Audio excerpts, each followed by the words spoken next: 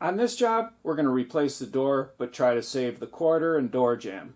Doors can be as low as $150, but the quarter cut, which includes the jamb, is right around $500.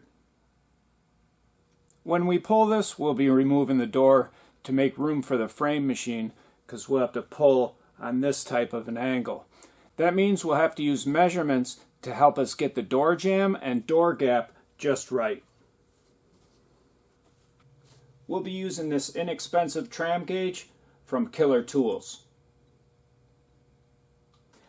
You can use a tram gauge to copy a good side. So again, we want to get this line exactly the same on the other side. So we're going to take a measurement from here to here and then copy that to the other side. So I already opened and closed these. These can, you loosen these up, and this can extend or be shortened. So we're gonna take a measurement from this point, and we need to show it level right there to this point. So from this point to this point, level is this distance. This distance has to be the same on the other side. So on this side, this is the gap. This line is the gap. And this line needs to be the same as the other side. And again, we're only trying to get close because the door is going to be off. We want to get very close when we pull it. So we're going to go from this. Make sure that it's level.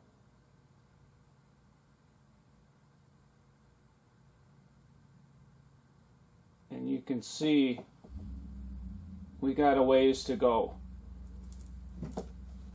It goes to right there. This has to be pulled to there. And here's a close-up of where we need to go. This guy right here has to be right there. If you want to make another measurement further down from this point, any distance can be made from that point on each side the same distance, and then measure from this. Let me show you what that looks like. We'll mark the same point on the other side.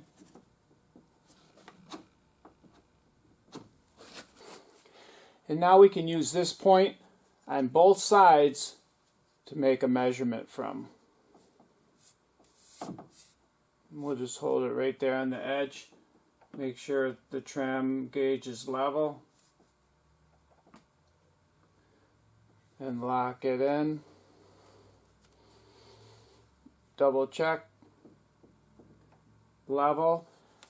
That distance from here to here has to be the same on the other side. So using that white mark, put the tram gauge on that, level it. And you can see we have quite a ways to go. Right there. This gap, this door gap has to be right there. So we can use all of this as a measuring point. Just use this as a reference point. That point, move up, make a mark on both sides, measure from there or down. In the next few videos, we'll be pulling this door jamb and quarter. I hope you enjoyed this video though on how we'll be measuring and checking each pull. If you did, and you'd like to get my latest videos, don't forget to hit the subscribe button.